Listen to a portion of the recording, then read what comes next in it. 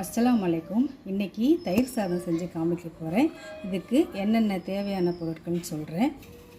காய்ந்த மிளகாய் ஒரு 4 காய்ந்த மிளகாய், கருவேப்பிலை, பச்சை மிளகா, கொத்தமல்லி தழை அரிஞ்சு வச்சுருக்கிறேன், இஞ்சி திருவி வச்சுருக்கிறேன், கடுகு உளுத்தம் பருப்பு, கெட்டியான தயிர், கொஞ்சம் பால்.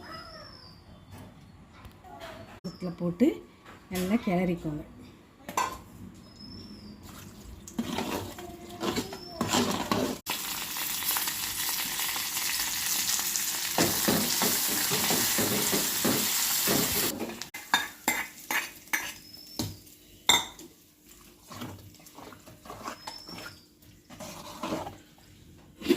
வந்து பால் ஊற்றிக்கோங்க. பால் ஊற்றி கட்டினீங்கன்னா புளிக்காது. நல்லா தலை ரொம்ப ஈஸியான ரெசிபி. கண்டிப்பாக இதை ட்ரை பண்ணி பாருங்கள்.